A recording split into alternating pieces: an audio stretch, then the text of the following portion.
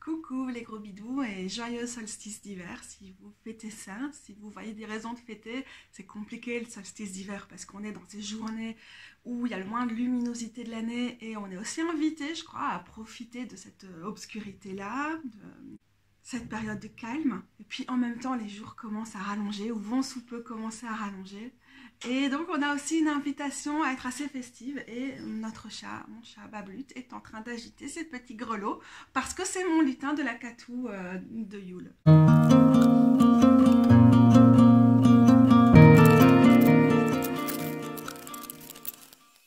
Oui, dites, avant de commencer, j'ai juste un petit message. Je prends la distance des réseaux sociaux en ce moment, pas forcément de YouTube ni du blog, mais des réseaux sociaux. Donc je vais développer un peu plus de présence par newsletter. Donc vous pouvez trouver le lien en dessous pour vous inscrire à ma future newsletter. Ne vous inquiétez pas, ce ne sera pas du spam. Je ne prévois pas d'écrire plus qu'une fois par mois ou même pas tous les mois, mais ce sera quand même une façon de garder le contact et d'avoir aussi accès à des contenus plus exclusifs et plus intimistes. Donc on va se tirer quelques cartes avec le Lunasol Tarot. J'insiste pour vous rappeler que dans des tirages assez généralistes comme ça, je ne veux pas essayer d'être aussi généraliste que possible pour toucher un max de gens, ça sert à rien. L'idée c'est juste de réussir à s'accrocher à ce qui marche pour nous et à ne pas trop s'intéresser au reste. Et que dans tous les cas, c'est aussi et surtout l'occasion de regarder ensemble quelques cartes et de profiter de mon analyse et de mon analyse de ces cartes par rapport aussi au solstice d'hiver. En fait, j'aime vraiment bien pour une saison comme celle-ci, le Lunasol Tarot et son travail sur le soleil, la lune, l'obscurité, la lumière et en même temps cette palette de couleurs très douce qui est très réconfortante dans cette période de l'année qui n'est pas forcément facile. Donc, je souhaite vraiment que ce tirage puisse toucher le plus grand nombre parmi vous et nous ramener des messages qu'on a besoin d'entendre pour l'instant. J'espère qu'il va nous ramener un peu de réconfort dans cette période plutôt difficile quand même, c'est vrai, après tout, pour beaucoup de gens. Je n'ai pas de position de tirage particulière, puisque l'idée c'est vraiment de se laisser porter par les cartes. Et donc on va commencer par une carte de thème, et puis on verra. Hein.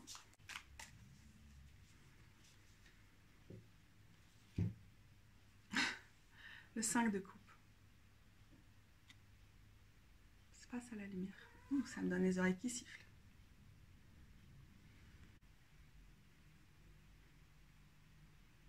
Alors c'est vraiment intéressant cette représentation-ci, dans ce jeu-ci, parce que ça se passe dans une forêt de sapins, qui est quand même un symbole de saison.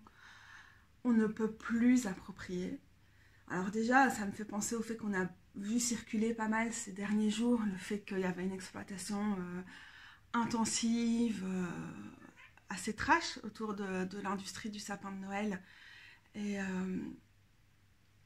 Et absolument pas respectueuse de l'environnement, que ce soit des sapins, des gens qui vont les acheter, et puis aussi de tous les écosystèmes autour des endroits où on les plante. Et donc cette image de... Plus que de tristesse, ici on a une espèce de terreur, d'envie que ça s'arrête, que ça cesse. Déjà j'ai envie de prendre dans le sens le plus direct pour moi, qui est aussi les écueils de cette période, dans le sens où elles mettent la pression sur l'environnement, sur beaucoup de travailleurs et travailleuses, et que souvent, ça fait perdre du sens pour beaucoup d'entre nous, et puis juste... ça fait des dégâts qui sont assez sérieux et voilà, c'est la première chose qui me vient assez... peut-être c'est assez bizarre par rapport au 5 de coupe, mais c'est aussi assez interpellant que ce soit cette carte-ci qu'on ait maintenant avec ces sapins qui sont pas forcément... ça me dit rien d'avoir vu ça sur d'autres 5 de coupe, quoi. Je trouve que c'est assez parlant dans cette carte et c'est pas un processus qui est forcément utilisé sur des autres cartes du Lunasol Tarot. C'est qu'on a un travail très BD comme ça qui est encore plus présent que dans d'autres, avec cette bulle qui nous montre bien qu'on est dans les pensées de la personne. et que dans ses pensées, il y a tout ce qui lui manque, ce sur quoi elle n'a pas de contrôle. Ce rond de pensée ressort très très fort sur la masse des sapins et surtout sur la nuit derrière les sapins, parce que là on a des couleurs beaucoup plus pâles que le reste. Et là, je vois super fort pour l'instant le fait que les journées sont courtes dans notre hémisphère et que on manque vraiment de luminosité, qu'on sait que ça peut être l'occasion de se poser dans l'obscurité, de méditer, d'en profiter pour pas en faire trop et tout. Bon, ça, c'est des bien jolis messages et en même temps, c'est vraiment difficile. Ça peut nous causer de l'angoisse ou une sensation d'isolement aussi dans cette carte-ci. Et alors, on a cette impression de forêt pas très dense, mais quand même, on a une certaine densité derrière. Et ici, vers l'avant, on a une impression de clairière. Et c'est comme si on était dans un entre-deux, où à la fois, on a envie d'aller là dans notre monde intérieur, ou peut-être aussi, moi dans mon cas, je vais vous dire ce que ça m'évoque, j'ai envie d'aller marcher beaucoup plus, mais physiquement, avec mon syndrome des lers dans l'os, c'est juste pas possible en cette saison, c'est vraiment difficile, et je me sens très mal par rapport à ça. On a une espèce d'invitation à l'exploration d'un monde qui est peut-être très chargé. Les forêts, c'est aussi le symbole ce monde où tout n'est pas toujours très très clair, où on navigue dans les choses. Ça me fait penser à la carte de la lune. Ça me fait aussi penser à ça. Aux significations de la carte de la lune.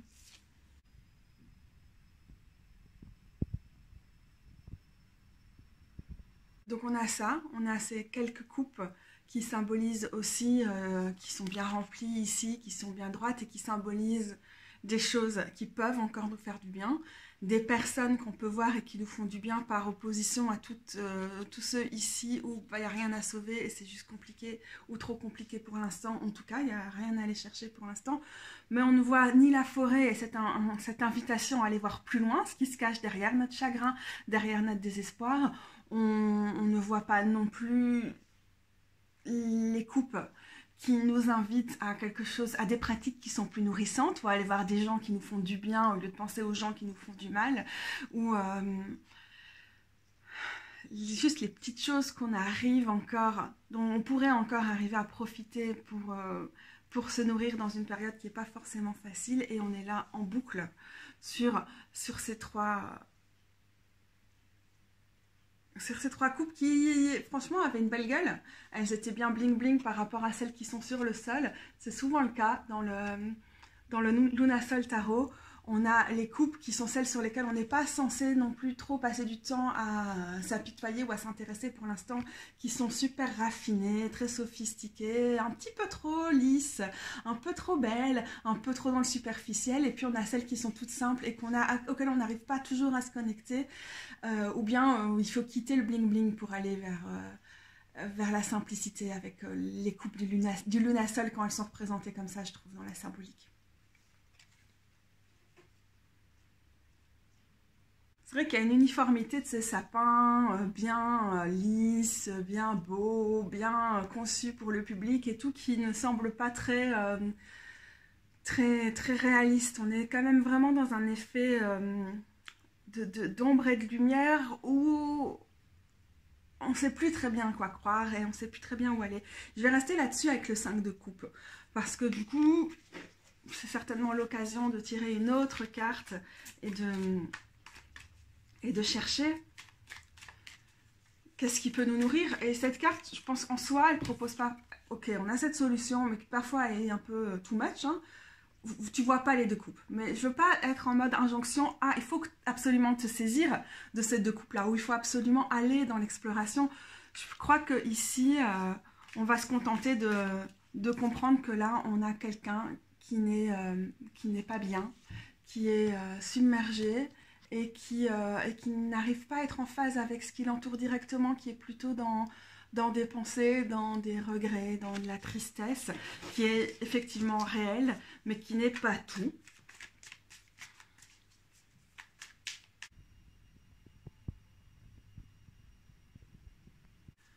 Mon objectif avec cette vidéo, avec ce tirage que je propose pour le solstice d'hiver, c'était de nous inviter à chercher du réconfort dans une période qui est soit pas facile, soit assez ambiguë, même si on peut encore y trouver de la joie ou des raisons de se réjouir. Ça peut être parce que notre contact avec notre famille est compliqué et qu'on est souvent invité, on est martelé de messages à cette période qui nous invite à aller vers la famille. Et donc on peut avoir une obsession pour notre famille génétique ou celle dans laquelle on a grandi plutôt que notre famille de cœur, par exemple.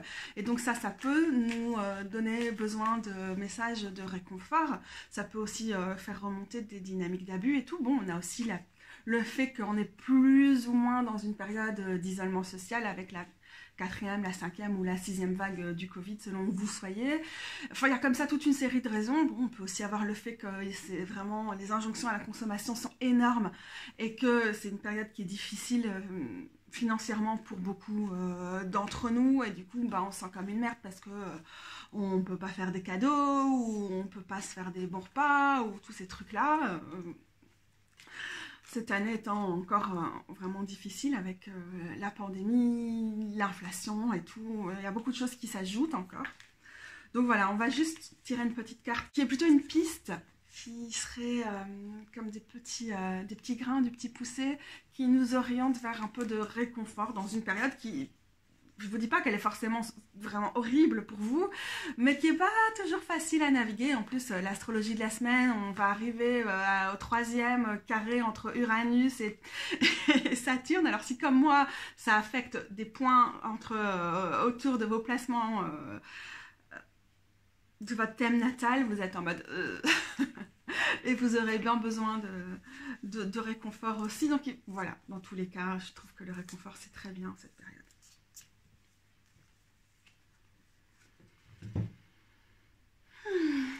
La reine de coupe. Oh, quel réconfort. Directement, voilà, c'est une carte qui est tellement réconfortante pour moi. Alors elle n'est peut-être pas tout facile pour tout le monde, mais on va du coup l'analyser avec sous l'angle de ce réconfort-là. Ne fais pas tes griffes là-dessus, mon chat, ça va être vraiment embêtant là. Ça va nous causer des problèmes. Tu viens. C'est la reine de coupe, c'est toi ici, aujourd'hui. Tu te sens très très reine de coupe. Attends, dis bonjour, mais t'as des grands yeux, il faut que les gens voient ça. Non, tu précipites pas sur ma bougie, tu es ligne ou quoi? T'as des mauvaises idées. Bon plan, très bon plan, très très bon plan.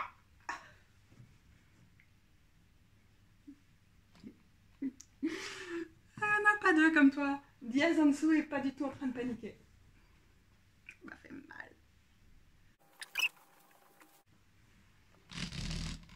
Ça va bien se passer cette histoire. Non, pas la bougie.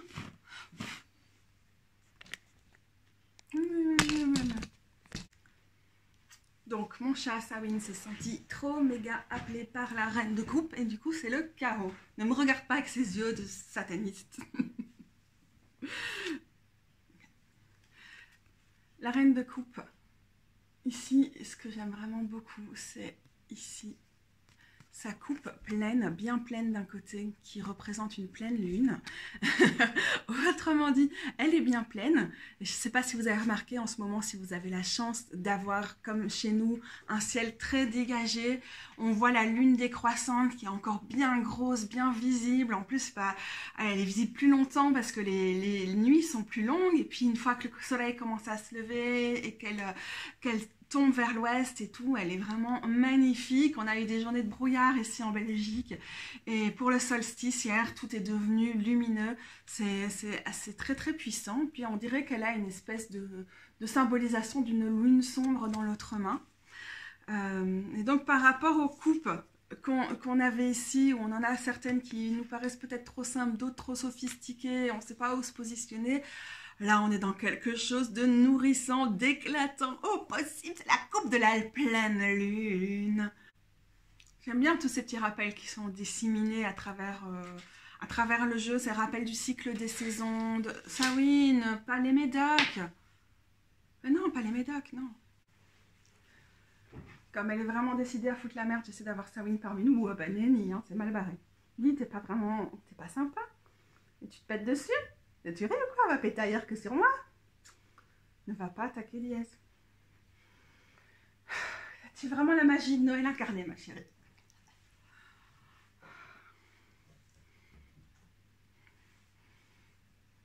Trois chats qui s'agitent, on est bien barré.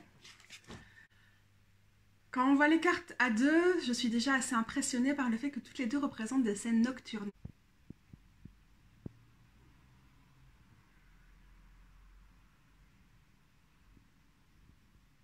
Cette reine de coupe m'a fait vraiment penser à mon cheminement de ces derniers jours, autour de la pleine lune notamment. Et voilà, il y a beaucoup de choses où je ne vais pas rentrer dans les détails, mais après un moment de doute au niveau spirituel, de déconnexion spirituellement et aussi en partie émotionnellement, je pense, et au niveau sans doute aussi médiumnique et tout ça. J'étais en train de remettre en place des choses pour renouer avec ma déité tutélaire, Hécate. Et donc, en essayant d'analyser des tirages, puis surtout en laissant venir les mots, en faisant l'écriture canalisée, j'ai eu, disons, vraiment cette image qu'il fallait travailler avec Hécate Noctia, l'Hécate nocturne, et rester dans cette... j'ai dit Nokia, Nikia, du coup, comme le Y se prononce pas pareil. Et qu'il fallait accepter de ne pas avoir de vision foudroyante des chemins devant nous, de ne pas forcément entendre tout le temps, ce qui peut être assez stressant quand on a établi des relations assez fortes au niveau spirituel, mais je vous invite, si ça ne vous parle pas, à penser au niveau plutôt sentimental, émotionnel, etc. Et le stress de ce silence, c'est peut-être aussi le souvenir entêtant des moments où ça a pu être... plus puissant et de se dire mais qu'est-ce que je fais mal ou pourquoi j'y arrive pas ou est-ce que ça va revenir et tous ces trucs là, mais qu'en fait ça fait partie du cheminement et que c'est indispensable aussi d'avoir ces périodes là où c'est la nuit sombre et on n'y voit que dalle et que c'est normal d'y voir que dalle. Évidemment, en travaillant avec une déesse des torches comme Hécate, il y avait aussi cette idée, mais progressivement, on va les apercevoir, on va pouvoir s'en saisir, on va pouvoir soit explorer cette forêt ou ces cavernes, soit s'en sortir et choisir une voie et s'y tenir et profiter d'un peu de guidance, de lumière ou même de clairvoyance, de clarté sur cette route-là. Mais que d'abord, il faut aussi accepter ces moments de doute et de vide. C'est quelque chose qui a été assez présent aussi pour moi l'année passée, je pense, où j'avais vraiment cette période-là, surtout qu'il y a la saison des éclipses qui précède en ce moment les périodes du solstice. L'année passée, il y avait la grande conjonction entre Jupiter et Saturne. Et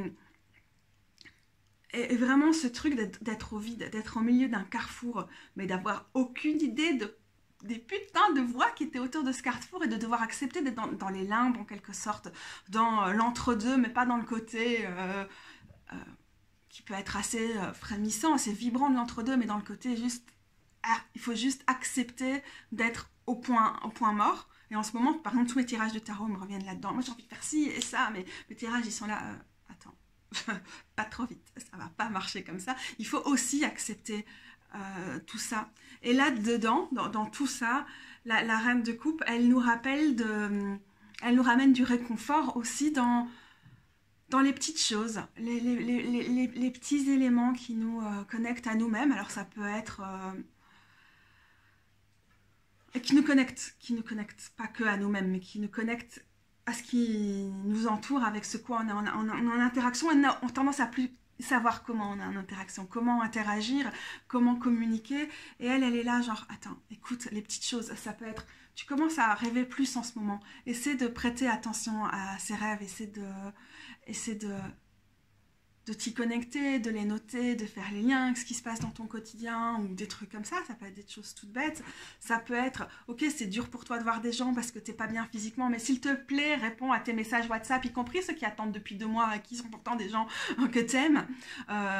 C'est toutes ces petites choses-là qui nous aident aussi à faire du lien. Alors, bon, je vais pas vous dire les petites choses que j'ai mises en place au niveau spirituel. Attendez les filles, qu'est-ce que vous êtes en train de viser tout en ce moment-là ?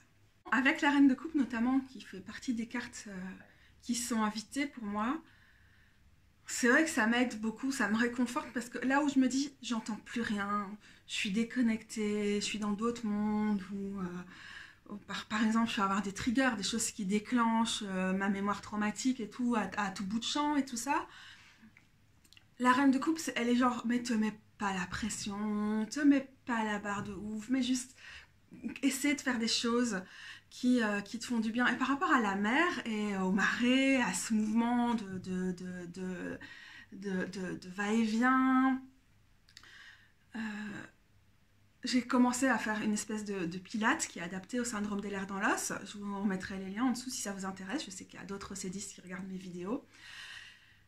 Et c'est pas la première fois que je fais ça, mais là, ça m'a vraiment beaucoup aidé à prendre conscience de mon corps. J'ai essayé de méditer, mais c'est pas toujours aussi évident. Mais rien que ça me permet de sentir beaucoup plus euh, mon centre, comment mes muscles fonctionnent et tout. Et c'est des choses toutes bêtes, mais comme ça circule mieux en moi, j'ai l'impression que ça m'aide mieux à me connecter à la source des canalisations, la source médiumnique, la source de ma spiritualité, la source aussi de ce qui me rend épanouie émotionnellement et qui me donne plus d'énergie pour aller vers les gens et pour avoir de la place pour eux. Donc c'était assez... c'est juste des exercices de pilates, de gym très très douce pour le syndrome des lèvres dans l'os et tout, mais rien que ça permet de refaire circuler et c'est aussi pour ça que la reine de coupe est là pour... Ok, on peut faire circuler des choses. Dans des moments, on a l'impression que toute l'eau, donc toutes nos émotions, toutes nos envies sont en train de s'effondrer.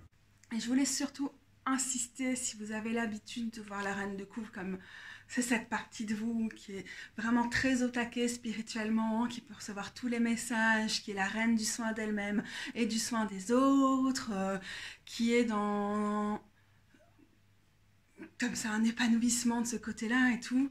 Ok, d'accord, parfois c'est ça, mais parfois aussi c'est les parties de nous, c'est ce qu'on arrive à prendre comme amplitude, comme petits pas qui nous permettent d'être en route vers ça. C'est la reine du self-care et tu es aussi, toi, souverain, souveraine du self-care.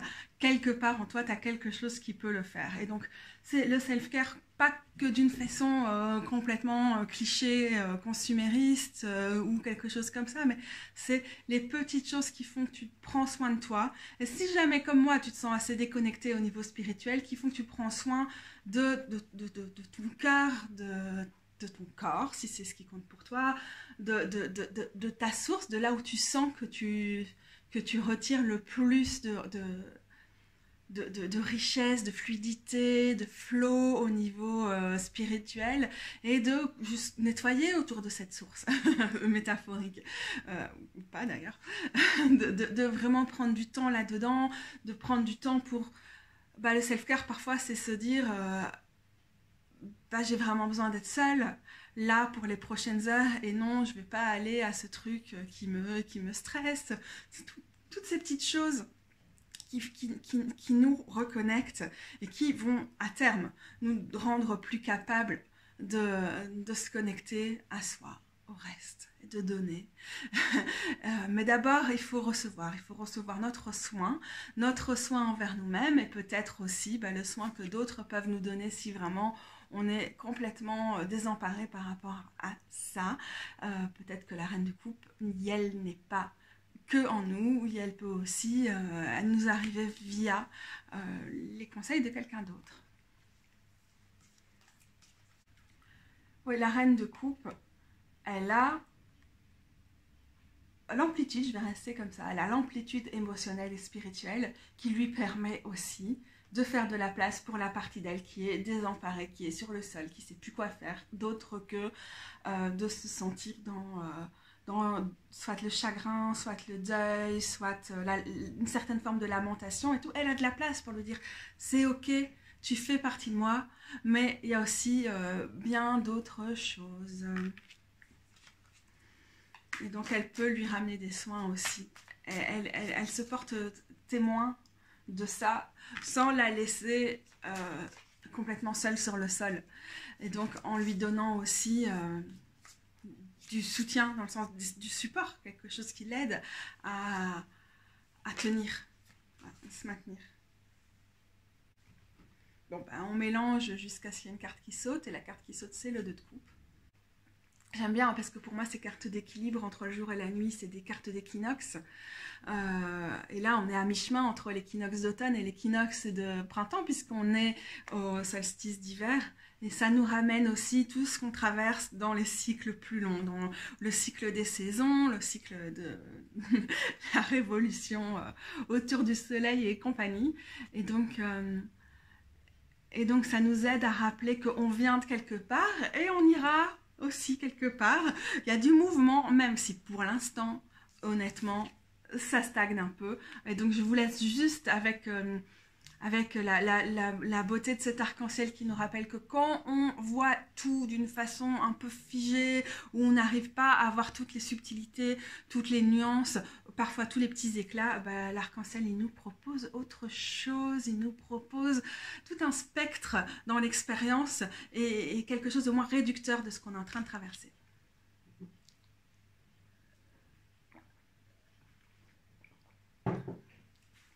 Voilà les gros bidous, c'était notre message du solstice d'hiver. Je vous dis à bientôt pour la prochaine vidéo.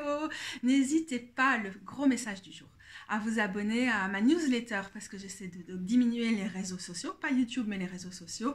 Et donc je vais essayer de communiquer davantage par newsletter, même si davantage ça voudra dire de façon assez sporadique, normalement maximum une par mois, quoi. Voilà, à bientôt.